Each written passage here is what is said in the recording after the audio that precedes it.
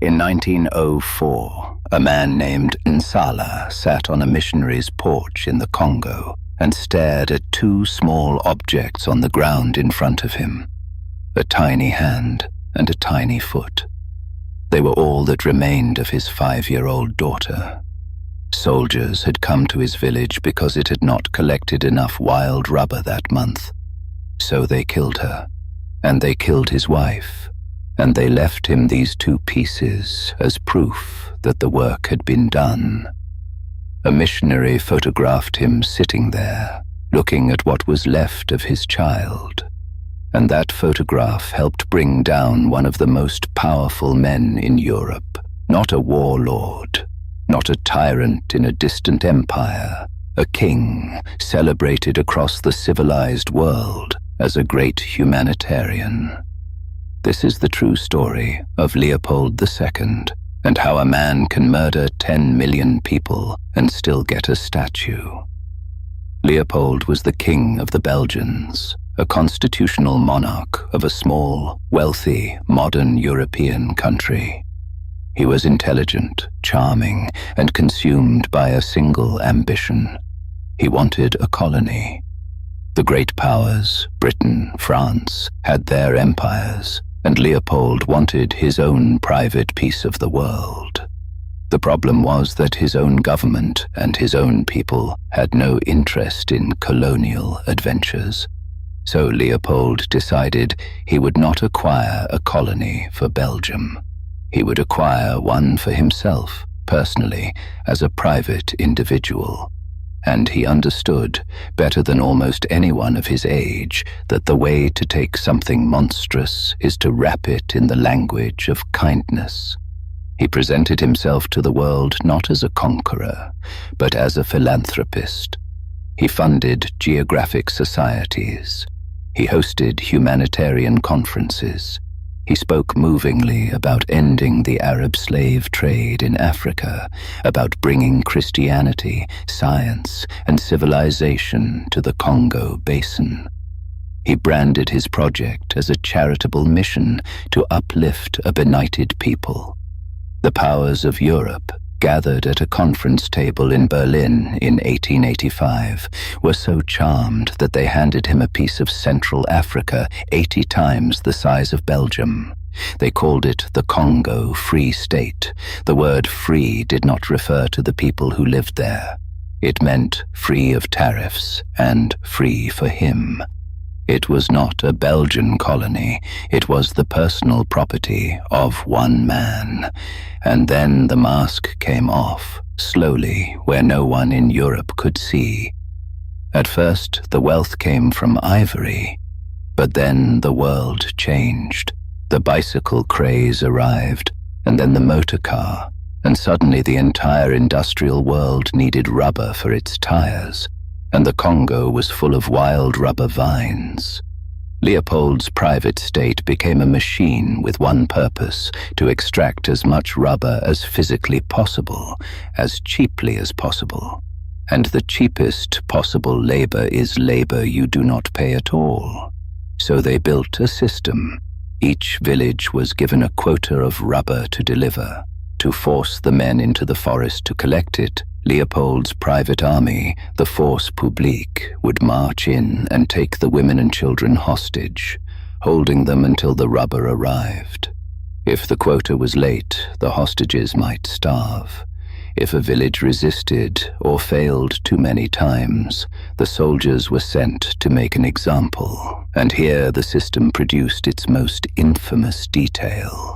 Bullets were expensive, and Leopold's officers worried the soldiers would waste them hunting for food, so they demanded proof. For every cartridge fired, a soldier had to bring back a human right hand. Hands were smoked to preserve them. They were collected in baskets. They were counted like receipts, and when soldiers missed or used their bullets elsewhere, they simply cut the hands from the living to make the numbers match. For years it worked, because it was hidden. The Congo was far away, the profits flowed to Brussels, and Leopold used that money exactly as he had planned. He built. Grand arches, museums, palaces, parks, ornate public works across Belgium. He became known to his people as the Builder King, the monarch who made his country beautiful.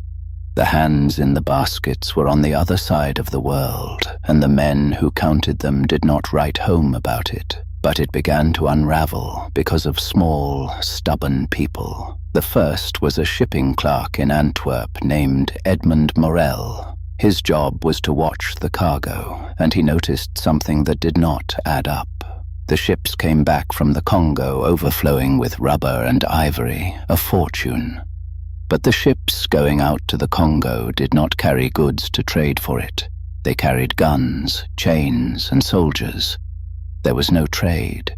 Nothing was being bought, which meant the rubber was not being purchased at all. It was being taken by force from people who were paid in nothing but violence. Morel did the arithmetic, and he realized he was looking at the paperwork of a slave state, and he gave up his career to expose it. He was joined by others. A British diplomat named Roger Casement traveled the Congo and wrote an official report documenting the mutilations, the hostages, the depopulated villages in cold, undeniable detail.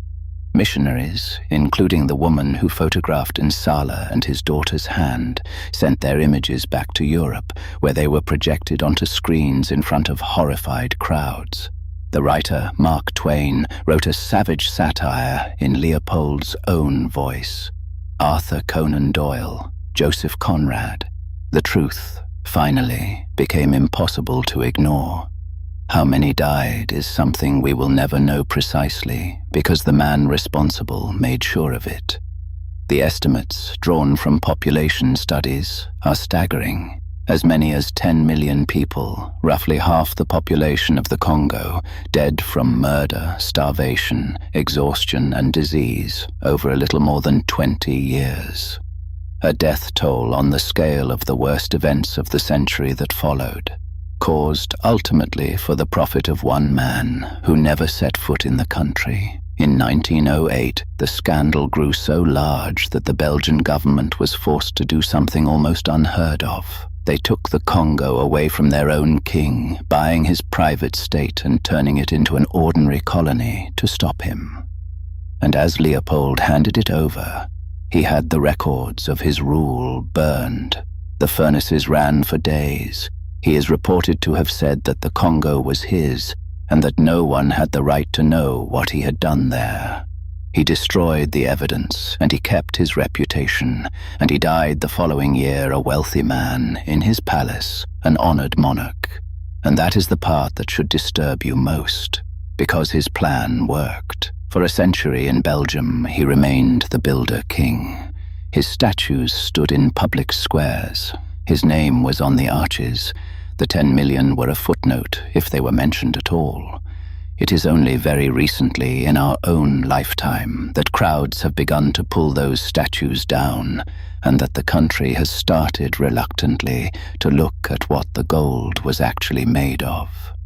Leopold understood something that the powerful have never forgotten, that if you commit your crimes far enough away, and you speak the language of charity while you do it, and you build something beautiful with the proceeds, the world will choose to remember the beauty. He bet that reputation would outlive the truth. And for 100 years, he was right. The hands in the baskets were real. The little girl was real. But they were far away, and they were poor, and so we agreed, quietly, to look at the statue instead. The only thing that has changed is that, finally, some of us have started to look away from it. The question this story really asks is an uncomfortable one. What are we agreeing not to see right now simply because it is happening somewhere else, to someone poorer, far from where we live?